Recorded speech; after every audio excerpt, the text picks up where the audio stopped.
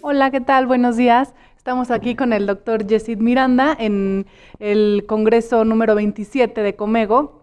Pues nada más, vamos a platicar un poco, pero quería saber qué has opinado del Congreso, cómo te has sentido. Muchas gracias para empezar por tu tiempo. No, para nada. Para mí ha sido, pues fíjate que para mí ha sido una experiencia fenomenal, ¿vale? Para mí es la primera vez que me invitan a Comego. Ayer tuvimos un simposio dedicado, es el precongreso, dedicado solamente a las complicaciones obstétricas. Ha estado fenomenal. Me parece que la organización ha sido excelente, la cantidad de personas y lo otro, que también lo hemos estado viviendo en Colombia, es el reencuentro en lo presencial. Claro, que es muy diferente que vivamos esto desde la parte virtual. Yo creo que el contacto y que vivamos las experiencias de cada uno. Así que hasta ahorita fenomenal, muy honrado de estar aquí en Ciudad de México. Muchas gracias. Efectivamente, hacía falta un poco lo presencial, sí. El doctor es experto en fetoscopía y sobre todo en reparación del mielomeningocele. Entonces, actualmente está en Colombia y él hace una técnica muy particular que ahorita nos va a explicar él con mucho más detalle, de cómo reparar el mielomeningocele. Él lo hace, les decía, a través de fetoscopía. Entonces quisiera saber primero, a lo mejor que nos expliques un poco en general cuáles son las dos técnicas y cuáles sobre todo, o por qué decidieron hacerlo por fetoscopía, ¿no? Yo empezaría, Daniela, por esa necesidad que tiene Latinoamérica. O sea, particularmente tenemos una incidencia mucho más alta incluso de lo que está reportado en países desarrollados. Sabemos que la implementación de ácido fólico no es la mejor, por lo cual empecemos porque es un problema real, ¿no? Cada cuánto tú tienes un caso de mielomeningocele y además tienes la particularidad de que nuestras pacientes asumen su embarazo, o sea, ellas quieren continuar con la gestación, a diferencia de lo que pasa en Estados Unidos o Europa, que tienen altas terminaciones del embarazo. O sea, yo quisiera empezar por esa premisa, ¿no? Tenemos un problema allí real. La espina bífida produce una discapacidad para toda la vida, produce una sobrecarga brutal en el sistema de salud, niños con discapacidades, toda la vida, adultos con discapacidades, y eso es una realidad. Y lo que se estaba haciendo antes, empecemos, bueno, no sé, desde el principio, era cirugías postnatales. Y lamentablemente eso es lo que está pasando todavía. Hay poco diagnóstico prenatal, todavía nos llegan pacientes muy tardes y la realidad es pacientes que se operan postnatal, altas tasas de derivaciones ventriculoperitoneales, altas tasas de niños con distrés motor que no tienen un desarrollo motor adecuado. Entonces partíamos de ahí en Colombia, ¿no? En Colombia ya hay un grupo en Medellín que quisiera resaltarlo porque fueron pioneros en aplicar la técnica MOMS. O sea, ellos hacían histerotomía, exponían completamente la espalda y hacían la reparación tal cual como el MOMS con buenos resultados en la parte del mielo, pero tenían las complicaciones obstétricas, que para Latinoamérica a mí me parece que son muy importantes y es prematuridad. No es lo mismo que nazcas en 30 semanas en Houston, claro, que en Cartagena, Colombia, o en un pueblito pequeño de México, ¿sabes? Sí. O sea, además tenías ese precio a pagar. Entonces nosotros quisimos empezar un programa y dijimos, mira, vamos a buscar una técnica que nos dé los beneficios, pero que además podamos tratar de avanzar en edad gestacional.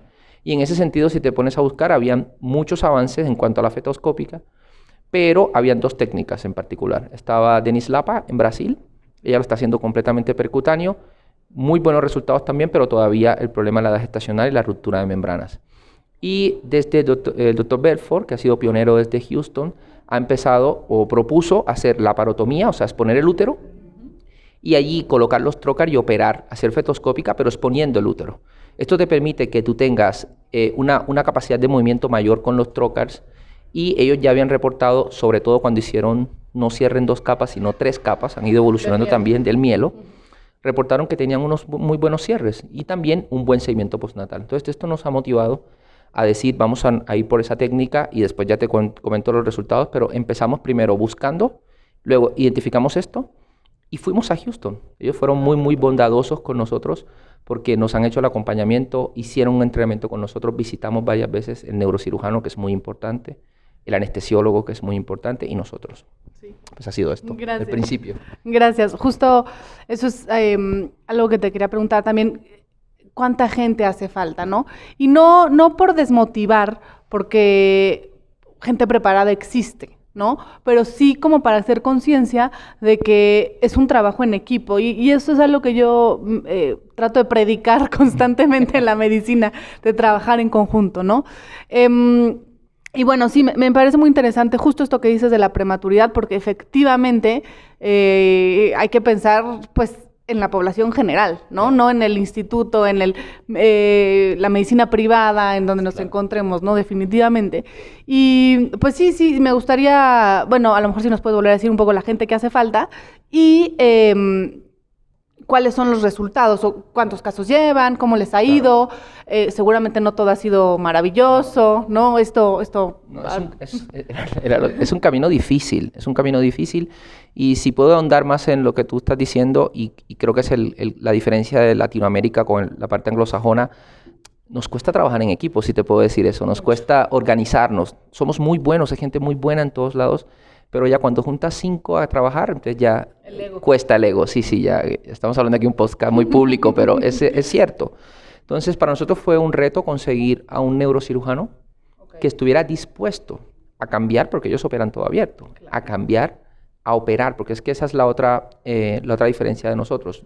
Yo soy un obstetra, soy medicina materno fetal, no me atrevería nunca a poner un punto en una médula, ¿sabes? Entonces, necesitábamos al neurocirujano. Y quiero aclararte que nuestro principal rol es entrar allí, bueno, identificarlo, colocar los trocars, dejar el campo servido para que neurocirugía cierre el defecto. O sea, ellos identifican y cierran el defecto y se sienten contentos con el cierre, que es nuestro cirujano, que es el doctor Contreras. Sobre cómo empezamos, bueno, pues ya llevamos 14 casos, ¿sí? Somos 2 años. Lo que tú dices, al principio tienes que ser muy estricto con los criterios de inclusión. Y hay muchas tentaciones, ¿no? Que te llaman a decirte, oye, tengo una paciente de 28, 29 semanas que está muy bien, la puedes operar, pero hemos tratado de seguir los criterios del MOMS para tratar de, no sé, de ceñirnos a la regla. Eso primer punto. Segundo punto, seleccionar bien los pacientes. Todavía nos cuesta con pacientes, por ejemplo, con obesidad, con pacientes con factores de riesgo para parto prematuro, no las podemos indicar. Y otra cosa que cambió nuestro manejo, y también lo digo para los pacientes que siguen, pacientes con espina bífida, es buscar las alteraciones asociadas.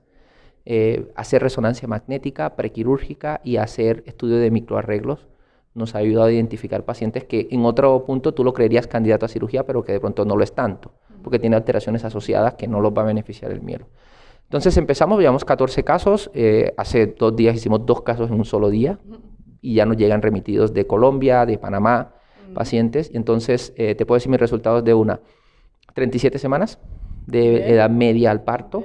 Muy importante, tenemos parto vaginal, 60%, que es algo de lo que no hemos comentado. Al hacer la histerotomía, tienes el riesgo de ruptura uterina, por lo cual no le das parto, pero además hubo un estudio en Estados Unidos mostrando que las pacientes, en un seguimiento de las pacientes que se les hacía abierta, tenían riesgo de ruptura uterina en un siguiente embarazo y muerte fetal.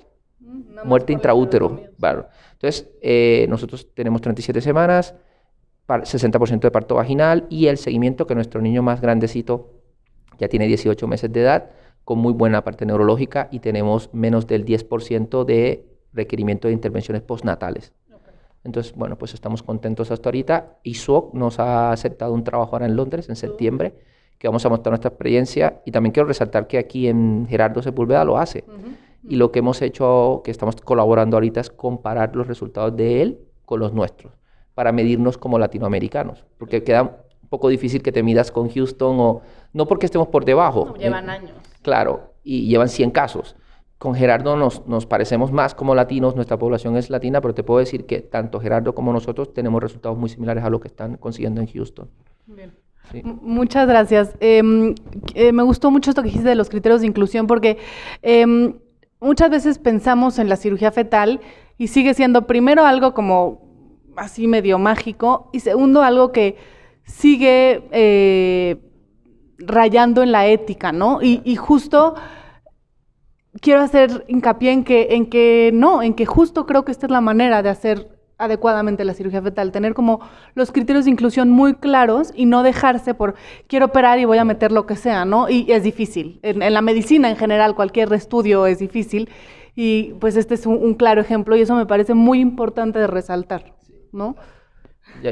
A mí me hacen un poco de bullying porque hablo como viejito, pero mi punto es que hay un camino rápido, ¿sabes? Hay un camino rápido que te da unos aplausos muy momentáneos y tal, y hay un camino un poco más lento, ¿vale? Pero que te da la firmeza de que los otros colegas te te respeten. O sea, cuando me mandan un caso, yo le digo, bueno, pues, yo quisiera operarlo todo.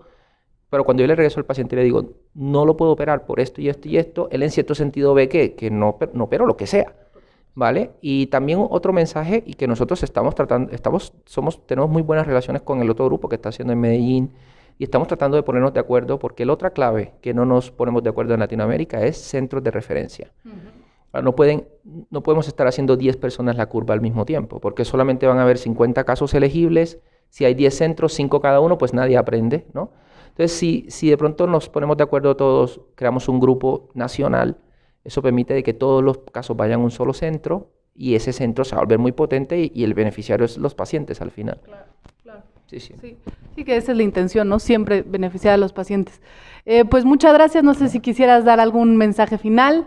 Espero que esto les haya ayudado un poco. Te quiero dejar 2 minutitos de mensaje final. Sí, yo voy a decir una cosa muy importante, que me han invitado para lo de restricción de crecimiento fetal. Estoy muy, muy contento por eso, porque es un trabajo que me apasiona, y tengo que nombrar a las personas que trabajan conmigo, porque si no sería demasiado desigual, y yo soy solamente una parte de ese equipo. Entonces está el doctor Miguel Parra Saavedra, que en realidad Miguel ha sido el que nos ha empujado. Ha dicho, lo podemos hacer. Al principio decíamos, no. Y él ha dicho, sí que lo podemos hacer, ¿no? Entonces, porque tenía el hospital que permitía esa complejidad. Está el doctor Miguel Parra Saavedra, está el doctor William Contreras, él está en Bucaramanga, en Colombia. Él se formó en Alemania y es el neurocirujano. Está el doctor Cristóbal Abello, que es un cirujano pediátrico también, que nos apoya muchísimo en la parte de la sutura, de la corrección. Tiene muchísima experiencia en trabajar en espacios pequeños, reducidos, porque imagínate, repara hernias diafragmáticas en neonatos, claro, de 29, de 30, ¿sabes? O sea, tiene mucha experiencia. Y también el doctor Parra, también, Guido Parra, que es la parte obstétrica, que nos ayuda con el seguimiento y todo el caso, bueno, y mi persona. Y tampoco quiero dejar de lado al equipo de anestesia, que también nos hace un apoyo fenomenal. No puede ser cualquier anestesiólogo, y en ese caso Juan David también nos ayuda mucho. Entonces quiero darle el apoyo a mi grupo, que en realidad es un trabajo de grupo. Gracias. Pues muchas gracias. Gracias a todos. Espero que sigas disfrutando del congreso y bienvenido. Gracias.